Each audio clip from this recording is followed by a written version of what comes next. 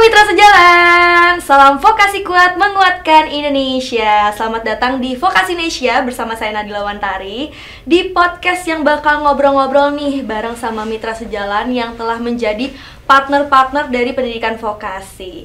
Nah, podcast ini pastinya diselenggarakan oleh Direktorat Kemitraan dan Penyelarasan Dunia Usaha dan Dunia Industri atau disingkat Mitras Dudi.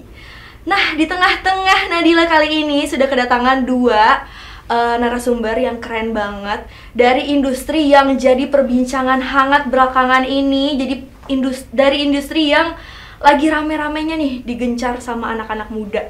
Kalau bukan apalagi dunia game dong pastinya. Jadi kita langsung aja yuk kenalan sama dua narasumber keren. Di sini di tengah-tengah kita sudah ada Kak Sere Kalina selaku CEO PT Gamecom Indonesia.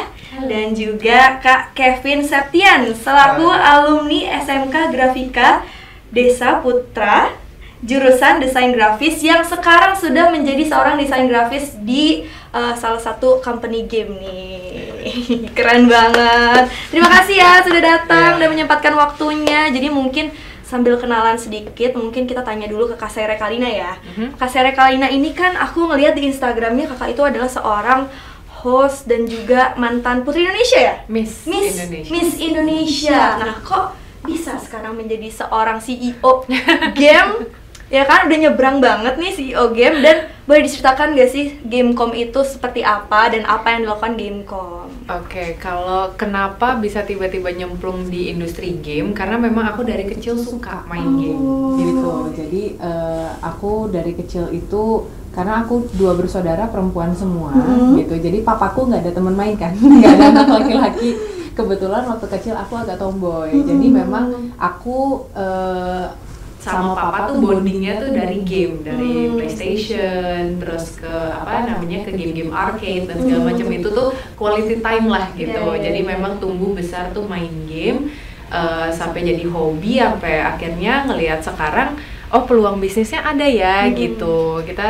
Aku juga dari Gamecom itu awalnya tuh coba ke tim e-sport, terus habis itu ke IO, ke ini, sampai akhirnya kita menemukan formulasi, lahirlah Gamecom Indonesia. Jadi Gamecom Indonesia itu bisa dibilang kita itu program creator atau creative agency yang khusus untuk dunia game gitu. Jadi kita menghubungkan sekolah dan juga developer game gitu ya, stakeholder di industri game itu untuk kita saling berkolaborasi meningkatkan kualitas industri game Indonesia itu sendiri supaya bisa bersaing secara global juga gitu. Oke, keren sekali ya. Nah, udah ada juga nih salah satu lulusan yang membanggakan nih dari SMK, dari teman-teman vokasi.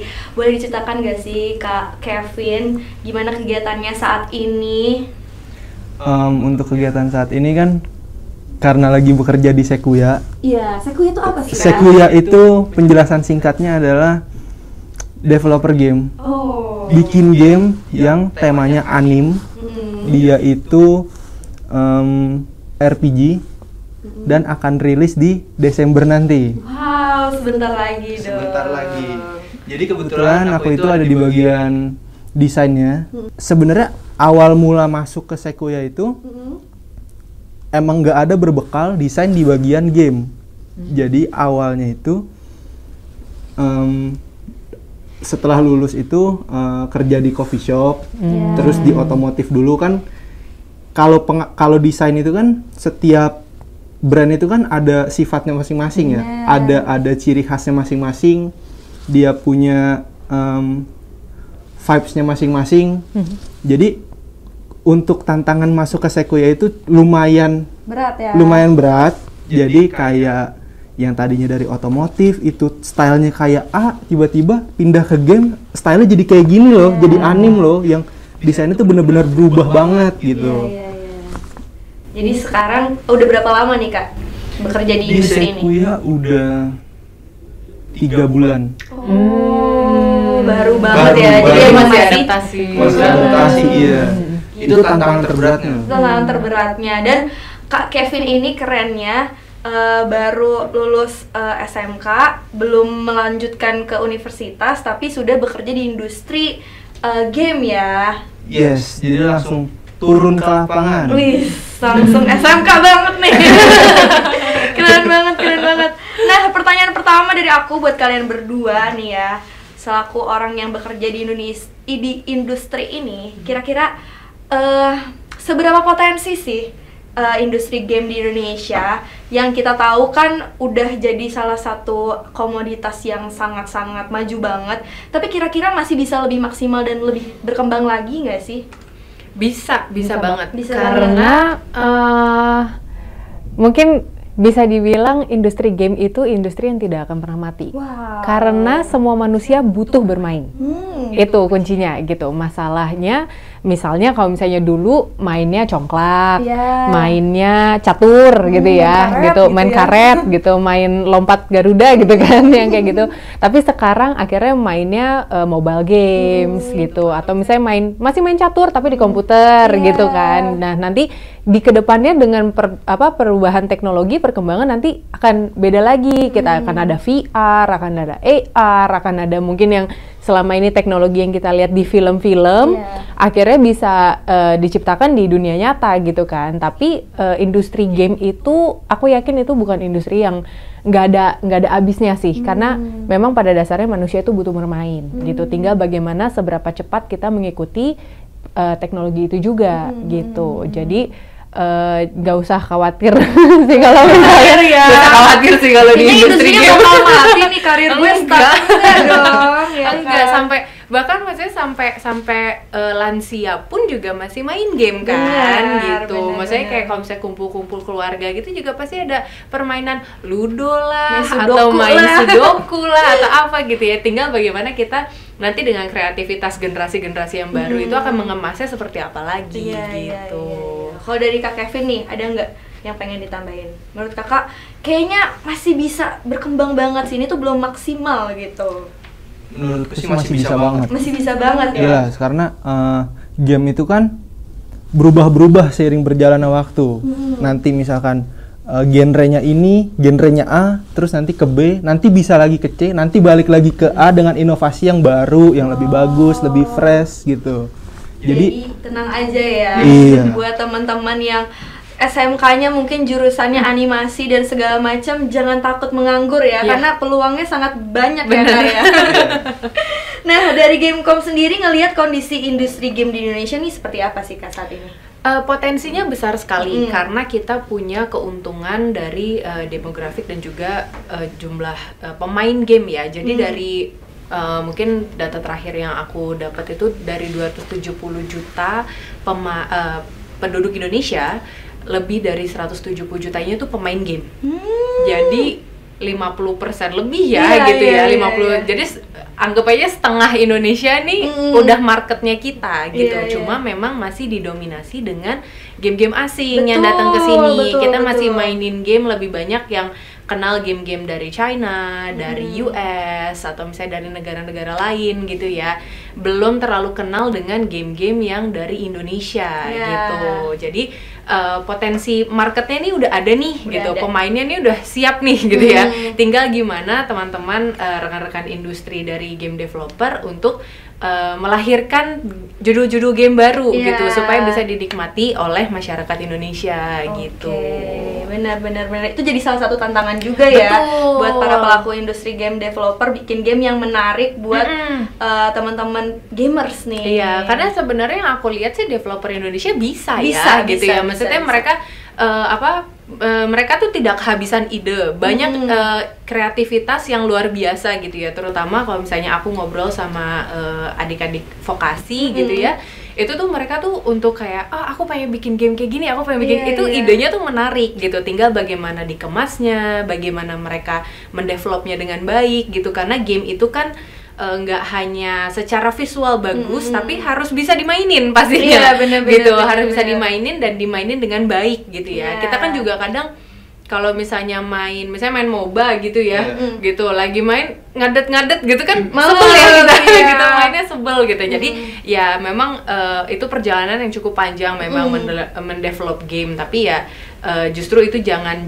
menjadi mengecilkan niat ini ya untuk membuat game-game baru dari Indonesia khususnya gitu. Betul sekali. Karena aku lihat sih udah ada banyak ya beberapa game yang ngambil dari background tentang Indonesia sendiri. Betul. Hantu-hantu lokal udah Ya, ada benar. ceritanya dan segala macam. Nah, aku penasaran sih sama Kak Kevin dulu waktu pilih jurusan desain grafis itu tuh dari mana nih ide dan kayak aku pengen jurusan desain grafis gitu.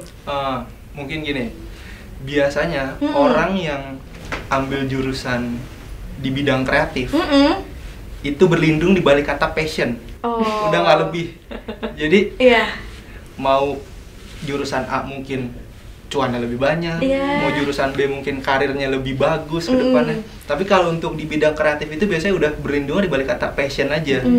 Jadi kebetulan memang passionnya itu di bidang kreatif. Bidang kreatif. Yes. Nah, boleh kasih tahu nggak sih kira-kira kan sekarang kakak udah langsung terjun ke industrinya nih. Apa sih pembelajaran yang kakak ambil dari belajar di SMK dan kakak terapin secara langsung di industri kerjanya saat ini gitu? Dan apa yang mungkin kakak pelajarin sendiri pas baru kerja nih, baru kerasa oh ternyata yang ini nggak dipelajarin di sekolah ya, aku belajar sendiri gitu. Ada nggak sih Kak?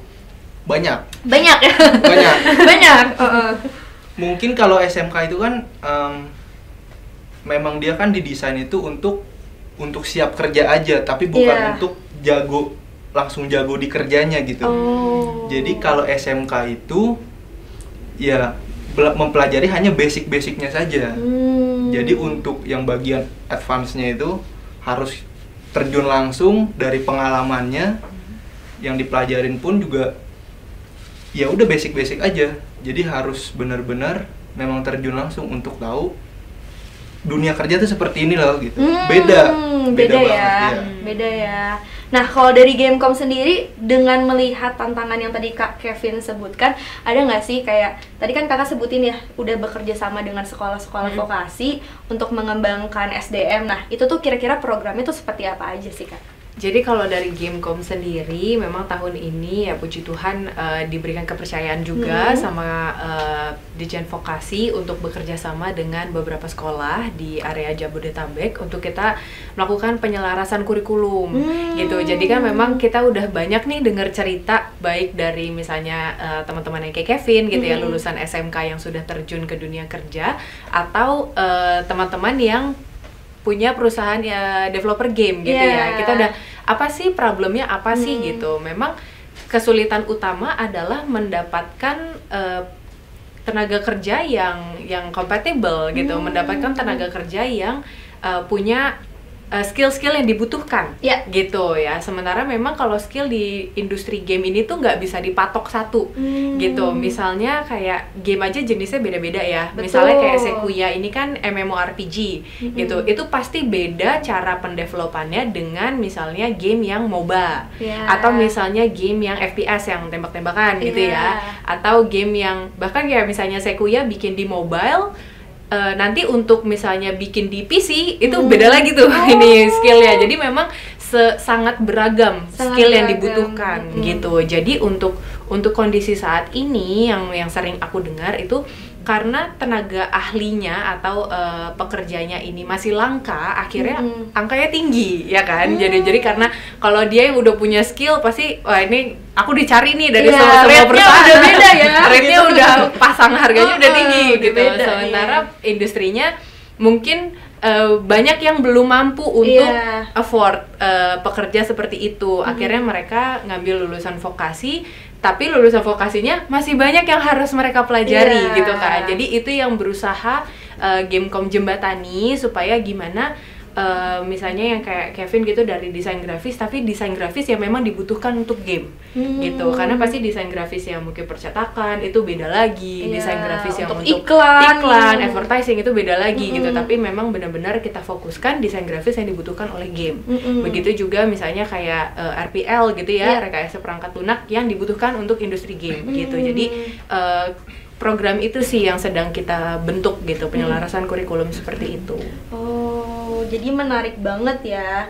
Terus kalau misalnya jurusan-jurusan vokasi apa sih Kak yang saat ini dikerjasamakan? Jadi kalau misalnya nih adik-adik yang mungkin masa depannya pikir-pikir aku kayaknya pengen di industri game deh, kira-kira masuknya jurusan apa dong? Karena sekarang belum ada jurusan yang spesifik game development ya, gitu. Saat ini sih yang kerja sama Gamecom itu untuk DKV, Desain Komunikasi Visual, RPL, Rekayasa Perangkat Lunak, sama ada yang baru PPLG. PPLG apa gitu. tuh? PPLG itu perangkat lunak game.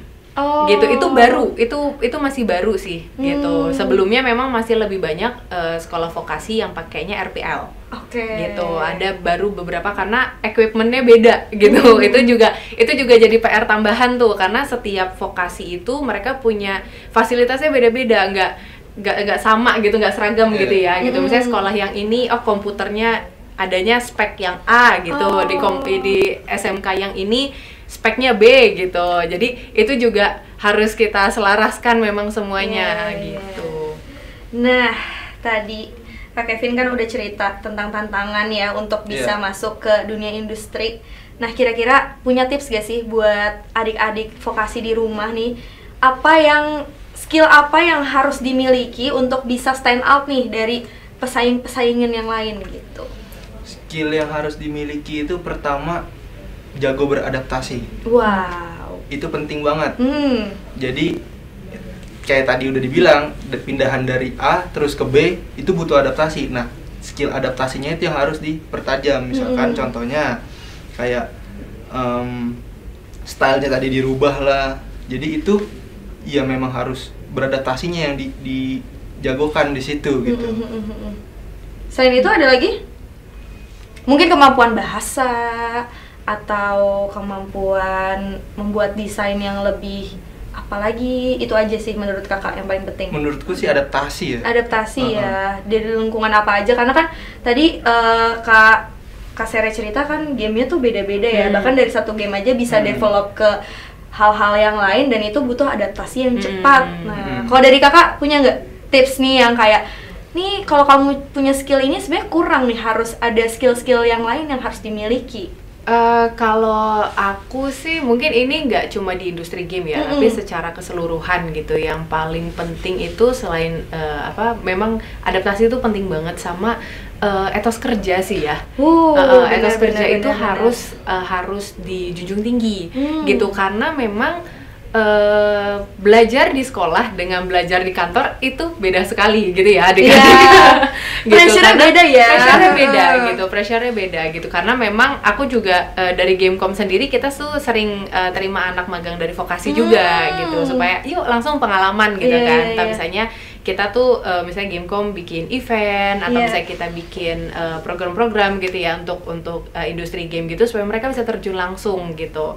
Mereka bikin desain grafisnya, bikin key visual dan segala macam, broadcasting gitu ya. Mereka ada pengalaman langsung, tapi memang yang menurut aku teknologi apapun, skill apapun itu bisa dipelajari dengan mudah gitu ya. Kita bisa, itu nggak hanya di sekolah bahkan gitu ya. Sekarang orang mengandalkan nonton video YouTube aja bisa ngerti gitu, bisa ngerti programming, bikin animasi langsung betul gitu. Tapi memang yang membedakan adalah etika kerja gitu. Bagaimana kita beradaptasi dengan dunia kerja dan beradaptasi dengan rekan kerja kita. Nah, itu juga sangat penting gitu. Mungkin bisa juga ditambahkan pendidikan-pendidikan attitude di ruang kerja gitu, kedisiplinan betul, kedisiplinan gitu ya. Terus komitmen terhadap pekerjaan gitu juga mungkin bisa mulai diajarkan juga di sekolah-sekolah gitu. Mungkin bisa jadi salah satu kurikulum yang emang diajarin di sekolah secara langsung ya. Jadi emang pas lulus langsung siap kerja, nggak cuman punya skill hard skillnya, tapi soft skillnya juga bisa mumpuni. Karena kalau kita secanggih apapun teknologi kita, tapi kita nggak bisa kerja tim kan akan menyulitkan juga gitu. Benar sekali. Nah, aku pengen tahu sih Kak, kira-kira peran vokasi di dalam industri game di Indonesia tuh seperti apa sih sekarang?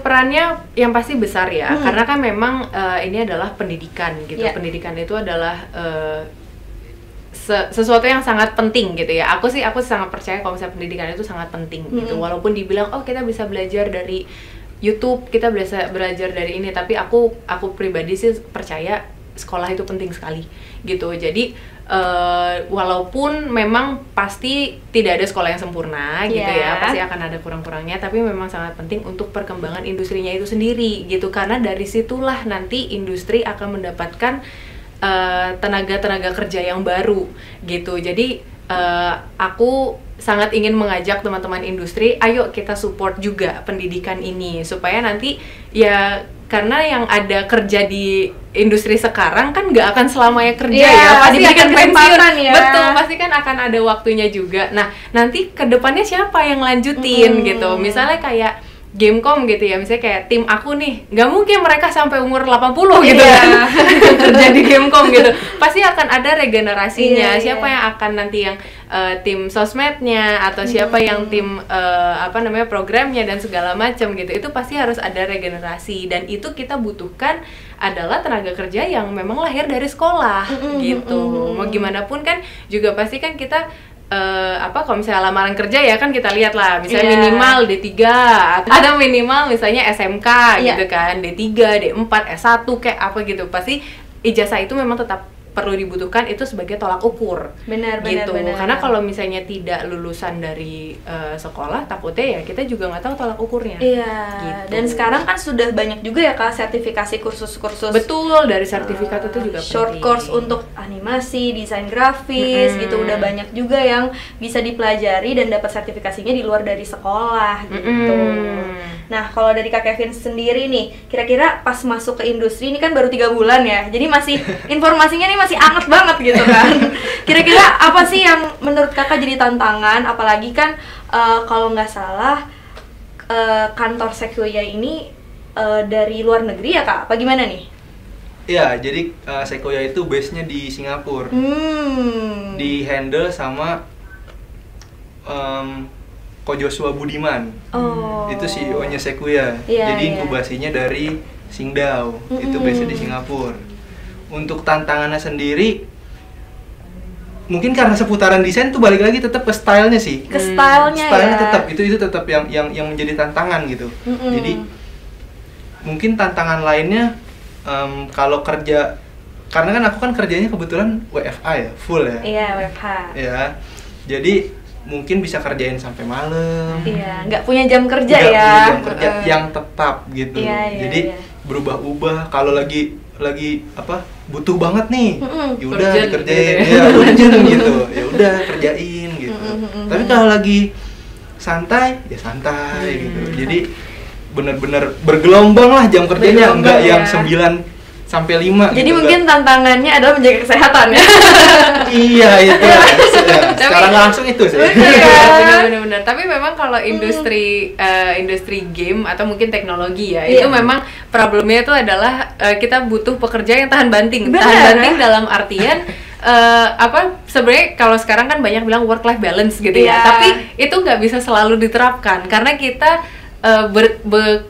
bekerja tuh ngejar-ngejar waktu gitu. Apalagi mungkin kalau misalnya Sequoia sekarang masih tahap development gitu, mungkin masih bisa yang kayak oh ini error dikit, oh ini ada revisi dikit, tapi yang udah running ya, once game itu running gitu ya, tiba-tiba banyak bug atau apa, wah itu udah nggak bisa nunggu besok ya Pak jam 9 pagi, itu nggak bisa tuh. Nggak bisa. Revisinya orang udah pada ngapus game ya. Udah uninstall. Iya, udah langsung uninstall gitu. Seru. Kalau misalnya ngelihat teman-teman aku yang sekarang jadi streamer tuh juga mulai kerjanya tuh dari jam 11 malam, jam 10 malam. Itu kenapa sih Kak? Kalau boleh tahu kenapa kayak industrinya tuh dekat sekali dengan jam malam gitu? Mungkin karena ini ya, kayak game itu kan sebenarnya mungkin masuk ke industri hiburan. Ya, orang tuh biasanya nonton streaming itu memang ya mereka pulang kantor baru nyampe rumah misalnya jam 9 nyampe rumahnya udah bagus ya sebenarnya. Di Jakarta ya macetnya 2 jam. Bener, kadang kerja di Jakarta pulang di Bekasi kan itu jam 9 itu udah bagus banget tuh gitu. Nah, jadi mungkin kayak nyampe rumah jam 9 jam 10 barulah di situ dia punya me time-nya untuk menikmati hiburan yang dia mau gitu ya. Salah satunya misalnya streaming game gitu. Jadi ya kenapa memang di jam-jam segitu ya, karena memang viewersnya ya di jam segitu mereka baru bisa nonton gitu. Nggak mungkin kan mereka istirahat makan siang kantor terus nonton itu nanti dimarahin sama dong bosnya gitu. Sambil main Mobile Legends nanti Iya, dimarahin dong. Saya kalau itu wah. Gitu.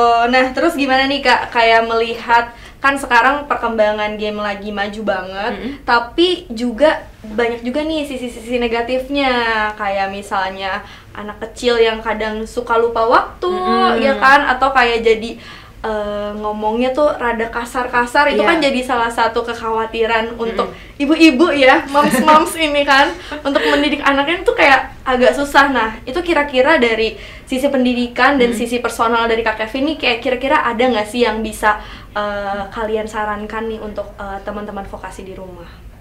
Mungkin yang bisa disarankan itu gamenya di-restricted kali ya.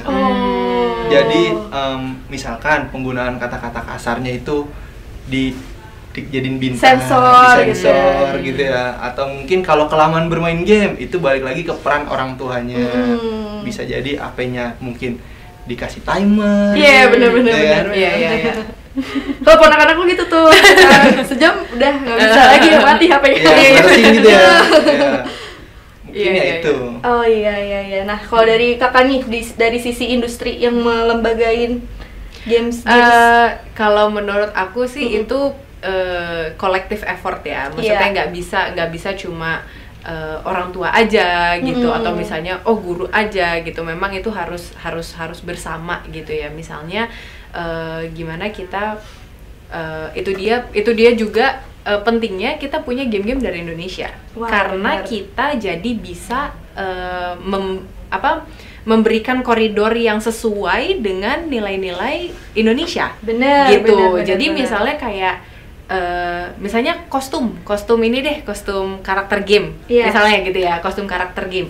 Kalau gamenya dari Amerika, ya itu kan udah budaya mereka. Misalnya bajunya lebih terbuka gitu ya, atau misalnya bentuk karakternya lebih seksi misalnya gitu, karena itu dipandang lazim buat mereka. Dan mereka mungkin ini kalau misalnya untuk anak-anak atau remaja ya ini biasa gitu aja ya. Tapi kan di Indonesia nggak gitu. Beda. Gitu. Nah, kita kalau misalnya dari game-game Indonesia kita bisa nih kostumnya jadi lebih sopan gitu. Terus ada unsur budayanya. Betul, gitu, ada unsur budayanya. Jadi kita juga sambil main sambil belajar. Itu kan menyenangkan ya, dibandingkan kita belajar aja tapi ada unsur permainannya, itu kan juga justru jadi lebih mudah masuk gitu. Jadi ini juga kayak misalnya orang tua juga diharapkan supaya bisa up to date juga ya gitu. Memang sih kita bukannya menuntut orang tua harus mantengin 24 jam, memang nggak bisa gitu. Pasti ada orang tua yang bekerja dan lain sebagainya. Cuma mungkin lebih memperhatikan atau up to date, misalnya ini game apa sih yang dimainin game apa sih yang dimainin. Karena kemarin tuh aku di sosmed tuh sempet ada melihat ada game simulasi yang dimainkan anak kecil, tapi ternyata kontennya tuh kurang mendidik, grafiknya kontennya kurang mendidik gitu. Jadi itu orang tua juga harus up to date tuh gitu. Game yang ini nggak boleh. Jadi kan kalau misalnya di gadget anak kan kita bisa lihat ya apa aja yang di download gitu kan. Yang ini kayaknya aku denger gak bagus nih gitu kan. Bisa langsung dihapus atau gimana gitu. Sekarang kan ya dengan smartphone teknologi udah lebih bagus, udah ada kayak mungkin ada yang bisa di-restrict ya dari orang tua gitu supaya aman untuk dikonsumsi anak-anak gitu. Jadi memang usaha bersama. Gitu. Jadi memilih gamenya juga kalau bisa untuk anak kecil ya emang edukatif. Betul. Gitu kan. Main gamenya misalnya sambil ditemenin itu juga bisa membantu gitu. Jadi orang tua kan juga melihat apa yang dikonsumsi oleh anaknya gitu kan, dari YouTube-nya atau apa. Jangan tapi ini jadi parenting ya maksudnya. bukan. Aku di sini maksudnya bukan ingin mengajarkan karena aku belum menjadi orang tua gitu. Cuma ada baiknya kalau misalnya itu jadi quality time. Balik lagi, aku cinta sama game karena itu quality time aku sama papaku gitu. Jadi papaku pun juga memilihkan game yang aman untuk aku konsumsi juga gitu ya kan. Misalnya game berantem tapi lawannya papa ya gitu.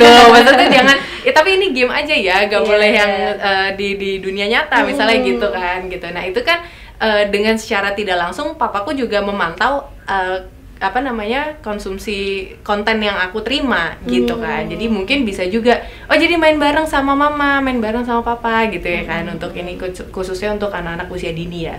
Gitu. Kalau anak SMA anak SMK mungkin nggak ini ya gitu, yuk main sama papa apaan sih gitu. Awkward gitu. Apa sih gitu. So deket banget. Nah, mungkin kan kalau misalnya kita dengar nih ya, industri desain grafis, terutama industri game itu mungkin masih jadi industri yang dianggap sebelah mata nih sama orang-orang tua. Kayak nggak ngerti ini arahnya kemana sih, kok mau jadi gamers gitu kan. Nanti kamu digaji apa gitu, mungkin ya. Atau mungkin masih banyak yang kayak gitu. Nah, gimana sih caranya Kak Kevin meyakinkan orang tua, atau mungkin orang tuanya suportif, mungkin diceritain pengalamannya, dan dari Kak Seri sendiri, apa ya, sebagai lembaga yang mendukung perkembangan games ini tuh seperti apa gitu, untuk memberi pengertian kepada orang-orang tua yang mungkin nggak ngerti nih industri ini tuh seperti apa dan bakal berpotensi seperti apa gitu. Mungkin kalau dari aku, penjelasan awalnya mungkin industri game itu lagi berkembang. Jadi prospek kedepannya juga bagus banget. Dan dari situ bisa dilihat aja dari penghasilan yang dihasilkan setiap bulannya kan. Wah, langsung dibuktikan langsung. Terima gaji pertama gitu ya. Gak usah kebanyakan ngomong, langsung aja gitu. Langsung aja ditransfer. Iya, karena ya balik lagi itu tadi, prospeknya juga bagus, masih banyak yang bisa dicari gitu, masih banyak yang bisa diinovasikan dari si game itu sendiri gitu. Oke, kalau dari Kak Sera sendiri pernah nggak sih menemukan kesulitan-kesulitan ini? Apa ini kesulitan sehari-hari yang ditemui? Jangankan menemukan, saya mengalaminya sendiri. Karena memang saat aku bikin Gamecom Indonesia ini dari tahun 2017, itu memang orang tua pun juga nanya gitu, kamu bikin apa sih gitu. Awalnya aku bikin tim e-sport tuh apa gitu. Jadi nanti aku cari pemain-pemain, nanti mereka tanding gini. Emang ada uangnya? Ada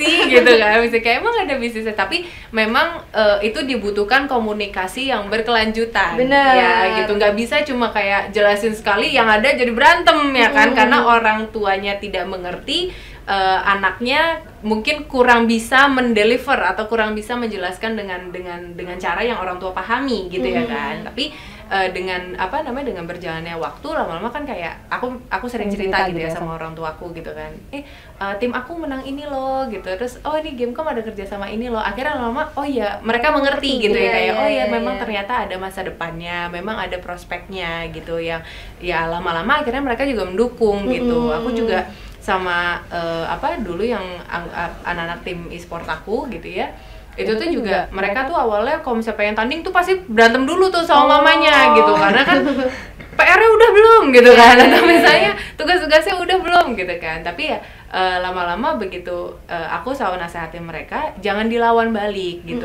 Orang tua itu marah karena mereka belum memahami, bukannya mereka sepenuhnya melarang gitu ya. Karena industrinya juga baru kan, Kak. Betul, mereka tuh karena nggak ngerti gitu. Nggak ada di zaman mereka. Benar gitu. Legend Tapi jadi harus komunikasi pelan-pelan. Ya udah, tapi fokus latihan, fokus juga dengan studi gitu ya, jangan sampai akhirnya studinya ditinggalin. Itu biasanya orang tua lebih marah jadinya kan gitu.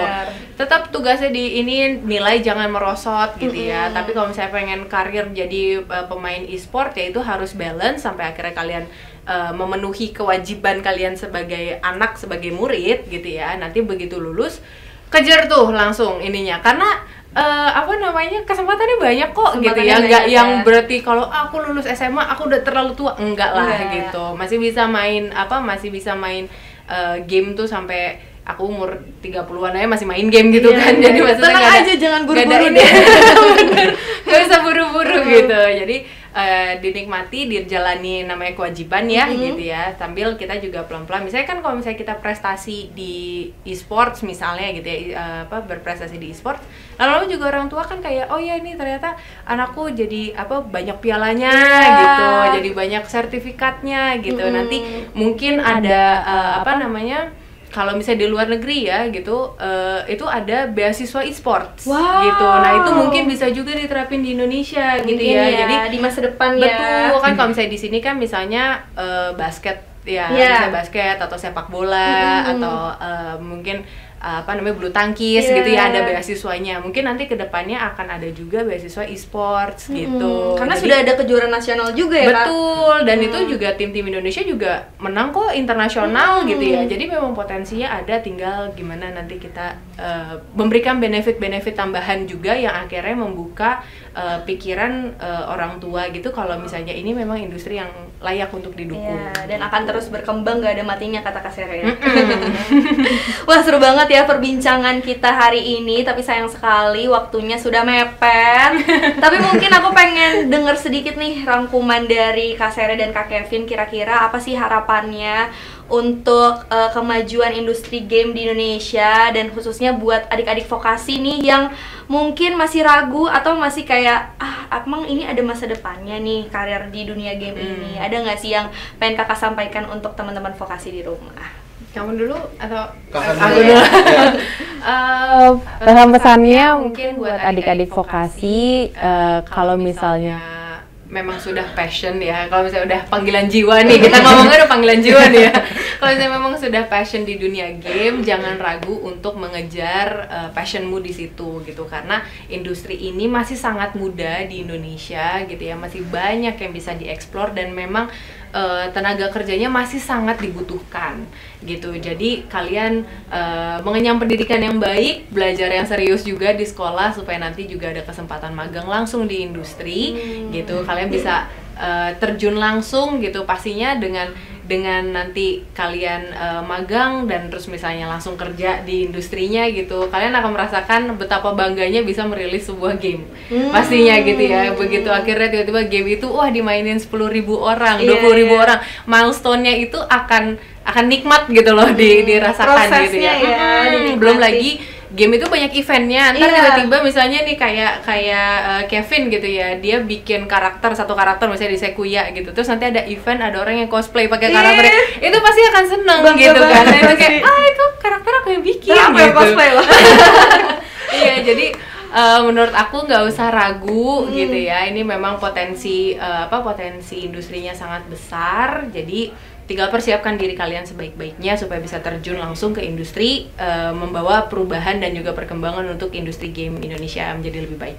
Wih, terima kasih Kak Sere. Mungkin ada tambahan dari Kak Kevin? Kalau aku mungkin bisa lebih berinovasi lagi di industri game, karena kalau yang aku lihat itu ada game yang mengedukasi tapi mungkin kurang fun buat si anaknya, atau mungkin yang terlalu fun tapi nggak mengedukasi. Jadi kalau bisa mungkin di-combine gitu loh. Seimbang ya. Iya, balance lah ya. Jadi kayak misalkan mungkin ada contoh kayak game yang dia itu bisa jalan-jalan di satu open map gitu, open world gitu, untuk ketemu sama orang random lintas global. Itu bagus konsepnya. Tapi yang bisa dilakukan hanya berbincang-bincang terhadap orang random itu aja, walaupun beda bahasa. Jadi untuk belajar bahasa gitu loh. Mungkin bisa diinovasikan lebih lagi, kayak misalkan mungkin ada kegiatan yang lain atau apa yang lebih have fun lagi gitu. Jadi nggak sekedar mondar-mandir aja gitu. Mungkin itu ya. Jadi buat para adik-adik semoga bisa terus berinovasi dan nggak bosan untuk belajar ya Kak pastinya. Oke, terima kasih Kak Sere dan terima kasih Kak Kevin sudah datang hari ini macet-macet ke Jakarta ya. Dan terima kasih juga buat mitra sejalan di rumah, dan jangan lupa buat ikuti kami di Instagram @mitrasdudi, di follow karena banyak sekali informasi-informasi menarik pastinya seputar dengan pendidikan vokasi. Dan terima kasih ya sekali lagi untuk narasumber kita, dan jangan lupa salam kuat vokasi menguatkan Indonesia.